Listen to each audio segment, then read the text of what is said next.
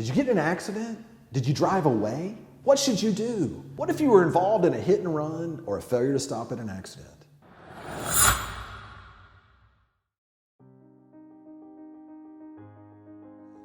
Hi, I'm Jeff Hampton with the Fulgham Law Firm. Thanks for joining us here today. Today I want to go in detail about, and this has happened to people and they don't know what to do. You get in an accident. Maybe it wasn't even your fault. You begin to panic. You don't see the other person doesn't look like they may stop, so you just keep driving on. Now all of a sudden, what are you supposed to do now? Is there a warrant out for your arrest? Is a detective going to be reaching out to you? What's your next step? By the way, if you wait around to the end of this video, I'll also give you a free ebook, What to Do If You Have Been Charged with a Crime in Texas. All right, now, first of all, let me just say this.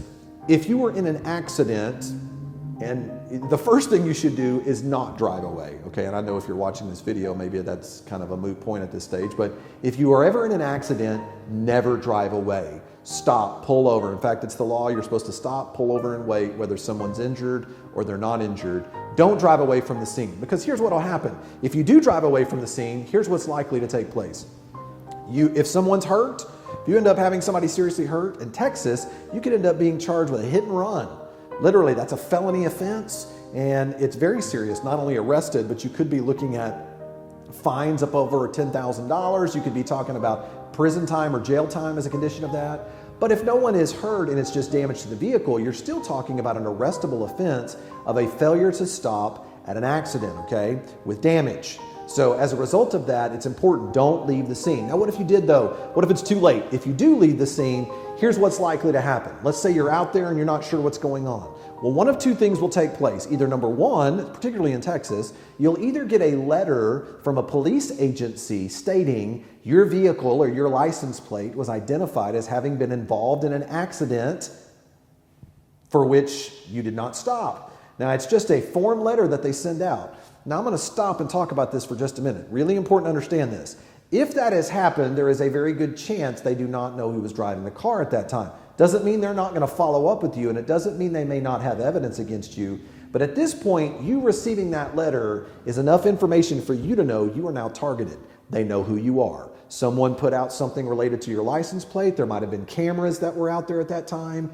Now, but remember though, the state of Texas must prove you were operating that vehicle in order to bring probable cause against you to arrest you.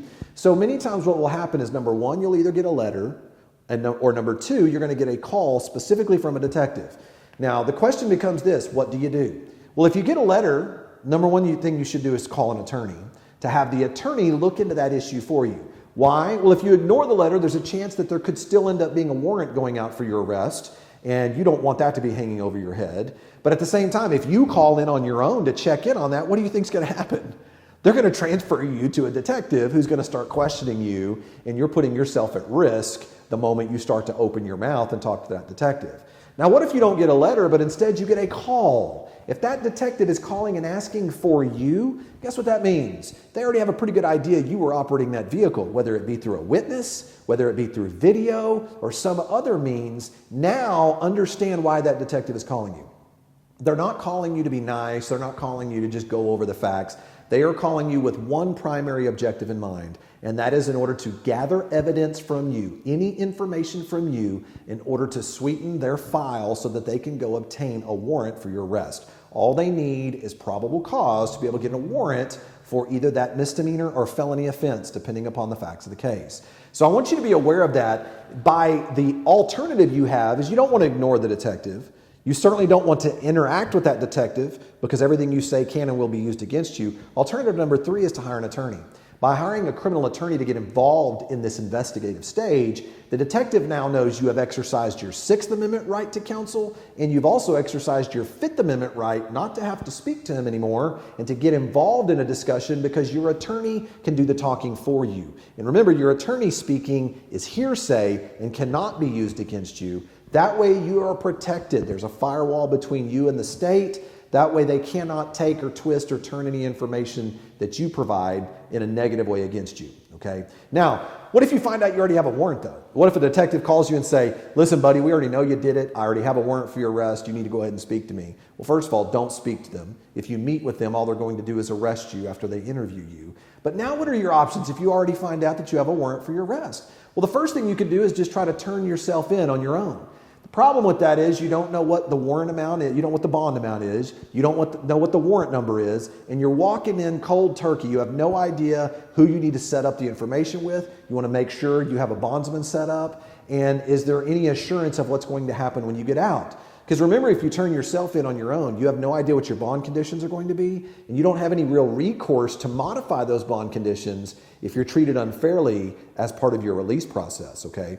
Now, if you hire an attorney, here's what can happen. An attorney in this process, in our office, what we do is reach out to that detective. We're able to try to reach out and get access to the warrant number, possibly the recommended bond amount. We walk you through step by step to help you realize what to do next. There's a certain place you need to turn yourself in, particularly in Tarrant County, and there's other counties are very similar to that in Texas. But you need to turn yourself into the right jail so that you're not in there very long. A good time frame to turn yourself in. And then it may be even possible that our office can actually help you with that bonding process at no additional cost to you, okay? And then we need to make sure your bond conditions are fair. You don't want to be stuck and then get out and not even be able to go back and do certain things under unfair bond conditions. We are able to actually file motions and help in the modification of those bond conditions. So as you can see, being involved in a situation like this, getting a letter or getting a phone call from a detective, don't just assume all that's going to go away. In fact, you should assume the opposite of that. Get an attorney involved as soon as you can. Listen, I want to thank you for joining us here today. I hope this was some help to you.